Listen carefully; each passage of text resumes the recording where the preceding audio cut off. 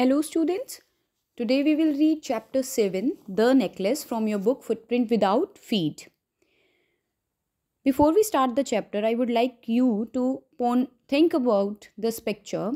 You can see so many things over here which are materialistic things, or some are related to emotions. You just look at all these things like jewelry, money, family, a large house, either becoming famous, living with nature, and you can add on many more things. So what do you think that what things can give you happiness? If you have to choose any one out of them, which thing would you prefer? Would you prefer money or family or a house or living with nature? Or you would go for materialistic things only? After thinking about all these things, I hope that most of you would go for family, because money cannot give you happiness whatever family can give us. If you are not living with family, money cannot play the part of your family, or they cannot emotionally satisfy you. But there are some people who find that becoming famous, or having money, or having lot of materialistic things, these things can give them happiness only. They find that the real source of happiness is money. But this is not true. Eventually, when we move further in life, we get to know that money has importance, but not that important that it can take place of family, or it can take place of peace of mind. So the story we are going to read today is all about three main characters.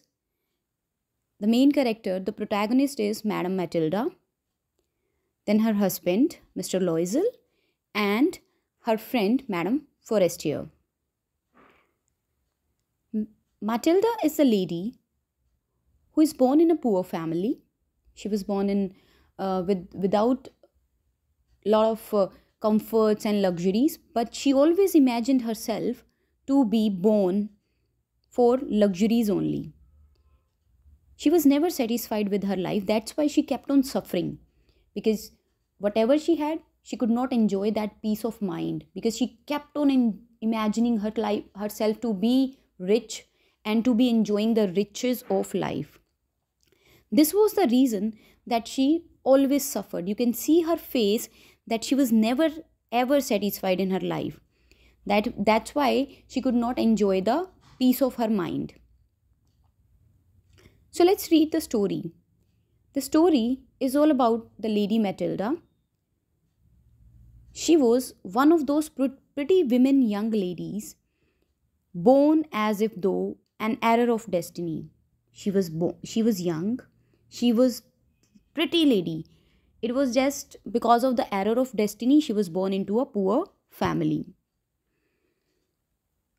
She was born into a family of clerk, which means that she did not have lot of riches and luxuries and comforts. She had no dowry, no hopes, no means of becoming known, loved, and that's why she was married by a man. She could not get married to a man of riches. That's why she allowed herself to marry a petty clerk in the office of the Board of Education. Because she had no money, she was born in a poor family. That's why she got married to a clerk only who worked in the Board of Education. So the life did not change even after marriage. Whatever life she had before marriage, she was born in a family of clerk. She could not afford lot of comforts. That remained same even after marriage, because her husband was also a middle class man. She suffered incessantly, continuously. Okay. Feeling herself born for all the delicacies and luxuries. She kept on imagining that she was born for all the comforts and luxuries. She suffered from the poverty of her apartment. Where she used to live after marriage, her apartment was poor. It was not furnished. The shabby, dirty walls, the worn chairs, the old chairs, all these things tortured and angered her. Whenever she looked around her apartment, She looked at the shabby walls, she looked at the furniture. All these things kept on torturing her mentally. When she seated herself for dinner opposite her husband, who uncovered the tureen with a delighted air.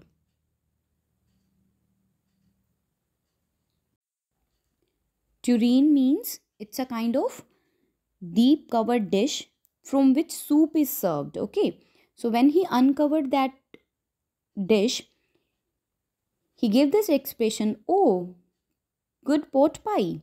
Pot pie is a dish. I know nothing better than that. Her husband was really down to earth man. He was always satisfied with whatever he had. So he always tried to keep his wife happy. He praised the dish cooked by his wife, and he said that he never found anything better than a pot pie. But she was not listening to her husband. What she was thinking about?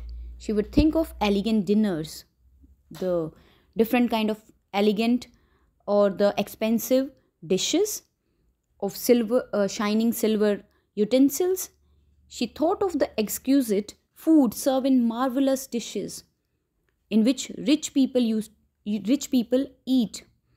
She had neither frocks, the expensive dresses, nor jewels, nothing. She loved only those things.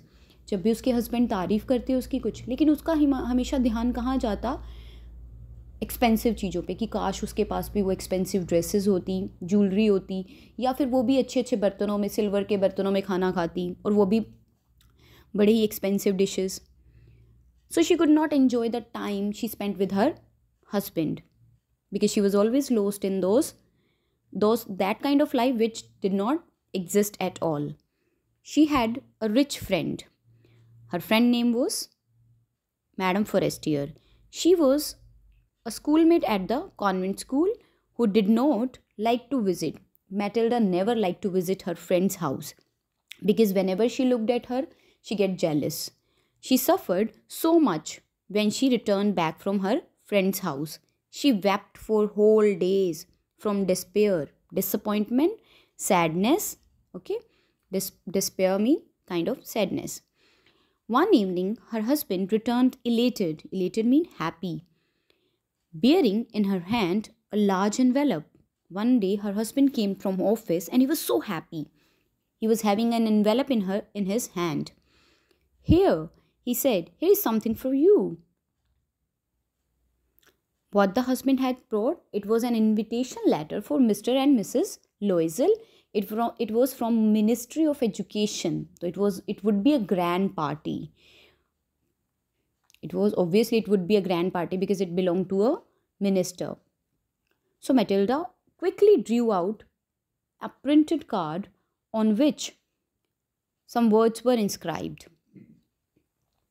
The Minister of Public Instruction and Madame George Rampone asked the honor of Mr. and Madame Loisel's company Monday evening, January 18, at the minister's residence. So it's clear that it was an invitation letter for Mr. and Mrs. Loisel.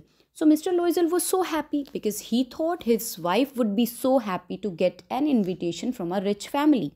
At least she would get a night to spend with rich people. But instead of being happy, what her husband had hoped, she threw the invitation letter on the table, murmuring. Murmuring means speaking some words slowly. What do you think what I'm supposed to do with that?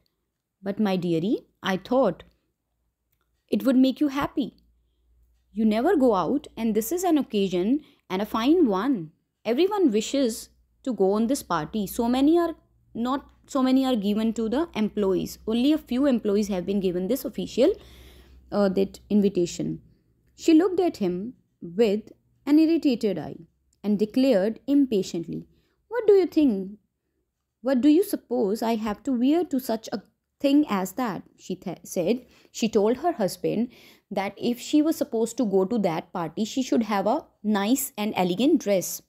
But she did not have any dress to wear in such kind of grand party. He had not thought of that.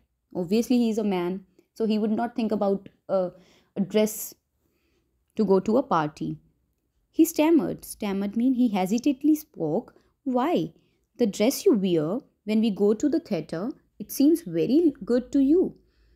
He was silent, stupefied. He was surprised, in dismay, in sadness, at the sight of his wife weeping. She was crying. He stammered, "What is the matter? What is the matter?" By a violent effort, she had controlled her vexation. Vexation means her sadness, and responded in a calm voice, wiping her moist, wiping her tears from her cheeks. "Nothing. Only I have no dress. Consequently, I cannot go to this party. Give your card to someone else, whose wife is better fitted out than I." He was sad. He was in pain. "Let us see, Matilda, how much a dress would cost. Something that would serve for other occasions, something very simple." So the man was really nice. He wanted to buy a dress for his wife so that she would be happy and would happily go to the party. She reflected for some seconds. Reflected mean thought. She thought for some second, and then she told some amount which would not make her husband surprised or frightened.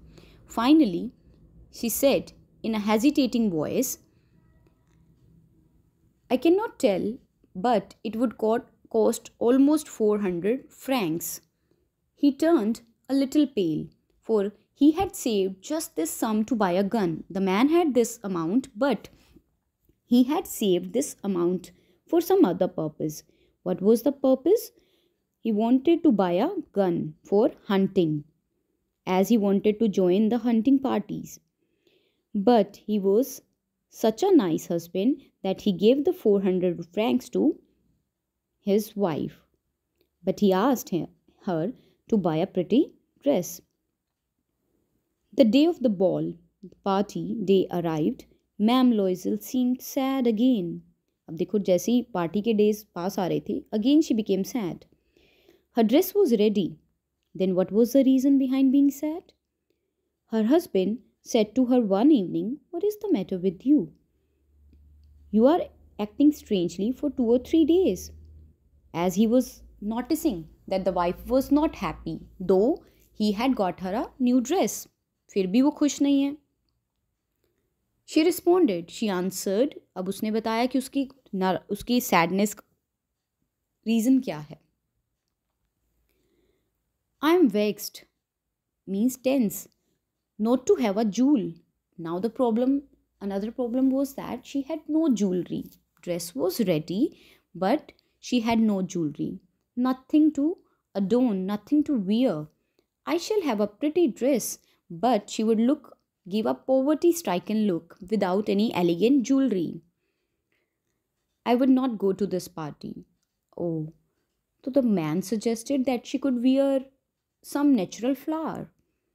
They would look good, chic mean good. She was not convinced.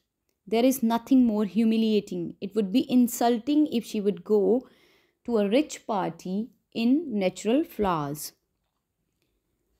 Then her husband immediately gave a suggestion. "How stupid we are. Go and find your friend Ma'am Forestier and ask her to lend her jewelry to you." She uttered a cry of joy. Matilda also became so happy.